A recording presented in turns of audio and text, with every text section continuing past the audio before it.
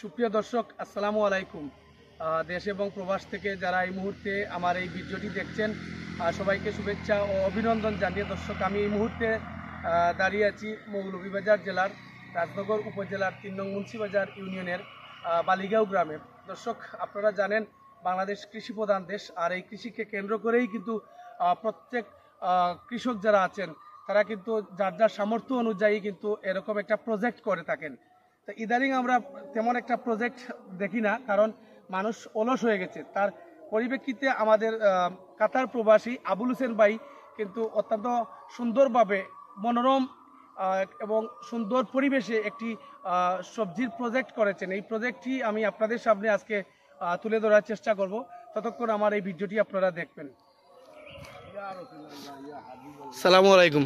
ওয়ালাইকুম আসসালাম রাহমাতুল্লাহি ওয়া বারাকাতুহু। কিতা করে আপনি ভালো আছেন নি? ইয়ো ভালো আছি, আল্লাহর রহমতে। আপনারা দোয়া, আপনি কিতা করে ভালো আছেন? জি আলহামদুলিল্লাহ ভালো আছি। আপনি তো কাতার থেকে আইছেন, কাতার প্রবাসী আসলা দীর্ঘদিন। জি তো কাতার থেকে আইয়া আপনি এই সবজির দিকে আপনি নজর দিলা, এখানে একটু কইব আমরা। মানুষ তো সাধারণত আমরা দেখছি বড় বড় ফার্ম নিয়ে ব্যস্ত থাকে, আপনি আমার দেখা মতো আপনি এই সবজির প্রজেক্ট নিয়ে আসেন, এর মহত্বটা কিতা একটু তো আপনি যদি কই নাকি আমরা। এটা হইলো আপনারে কই, তো জুড়ে কইবা। দিনেও খাতার আসলাম। জি হয়। তবে এখানে আমার খাজও আছিল, শাক সবজি ফল ফুল এগুলা অকশন টাই লইতাম, বিক্রি করতাম। জি হয়। এগুলা দেখে খুব আমার ভালো লাগছে। জি হয়। দেশও আওয়ার পরে তো একেবারে বেহার হইলাম। চিন্তা করলাম যে যদি কিছু শাক সবজি ফলাই, সে নিজেও কিছু খাইতাম পারমু। তার বাদে প্রতিবেশী যারা আছে, পরিচিত বন্ধু বান্ধব যারা আছে, এরাও যদি অতিরিক্ত তাকে দিতাম পারি, এটা বহুত আনন্দের বিষয়। তার বাদে চিন্তা করলাম যে ফার্স্টে এটা সম্বন্ধিত কোনো আইডিয়া ধারণা নাই। আচ্ছা, ছোটোখাটো করিয়া তোলা চলাইয়া দেখি যদি বালা ফসল হয়, নিজে খাইয়া বন্ধু বান্ধব আত্মীয় স্বজন এরা নিয়ে খাওয়ার পরেও যদি কিছু থাকে তে বিক্রি করবো না, এটাও তো একটা লাভজনক বিষয়। ও চিন্তাধারাতেও আপনার এটা ক্ষেত শুরু করছি বা কিছু কিছু ক্ষেত করছি। আচ্ছা, আমি জানতাম স্যার আপনার প্রজেক্ট কোন কোন ধরনের সবজি আছে একটু কইবেন আপনার। প্রজেক্টে তো আলহামদুলিল্লাহ কয়েক প্রকারের সবজি আছে। ফার্স্টে আছিল আপনার ফুলকপি, বাঁধাকপি, ব্রুকলি।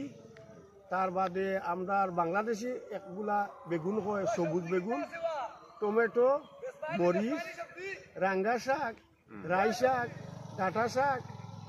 তার বাদে আমরা এখানে ডুবি হয় নালি শাক, মরিচ, মিষ্টি আলু। তার বাদে মিষ্টি কুমড়া, কদু, ওগুলা। আর বরবটিও আছে, জামাই যেগুলো আমরা কই, সিমও আছিল কিছু উড়ি যেগুলা, ওগুলা। আর টমেটো আপনার 3 জাতের টমেটো, একটা গোল্ডেন টমেটো, আর একটা হইলো আপনার একদম ছোটো ছোটো, এটার নামও কিতা আমি ভুলে গেছি। আর আরও একটা টমেটো আছে মিডিয়াম, এগুলা তেমন বড় হয় না।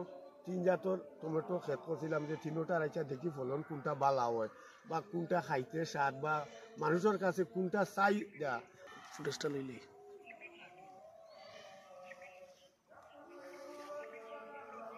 বেটিং তারা না ওলু তোমরা তারাইতে বা ভাই নিজে দিছো কোনটাই জোরাইলা বা ওই গেছে।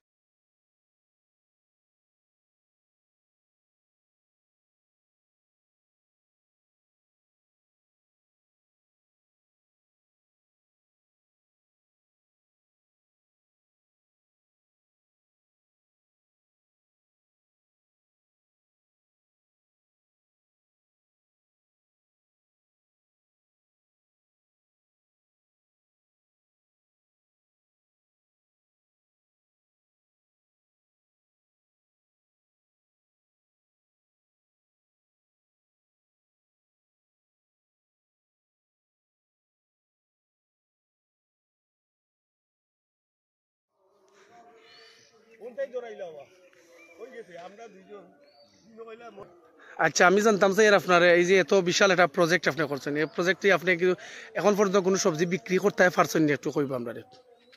এখন তো কইলে খুশিরও বিষয় না, দুঃখের বিষয় কইতে আমরা। এখন পর্যন্ত আমি বিক্রি করতাম পারছি না। যাও ফসল ফলাইছি, ওই যে আগে বললাম যে বন্ধু বান্ধব পাড়া প্রতিবেশী যারা আছেন তারারে নিয়েও আনন্দ ফুর্তি করে আর কিন্তু আমি খুব খুশি আছি এতে আমি দুঃখিত না আমি চিন্তা করি আর যে আমি যে হলদে লইয়া বর্তমানে নতুন কৃষক হিসাবে খাইয়ার বা তারারে লইয়া যে গল্প গজল করিয়া যে আমি ও ক্ষেত করছি ও ক্ষেত করছি তারাও আমার প্রশংসা করে যে ওটা আমি খুশি আনন্দিত আর আগামীতে যদি বালা ফসল ফলাইতাম পারি আপনারা দোয়া করবা আরো সুন্দরভাবে বালা বালা ফসল যদি ফলাইতাম পারিতে হয়তো ইনকাম করতাম পারি এটা তো আর এখন কইয়া পারি আর বর্তমানে আরম্ভ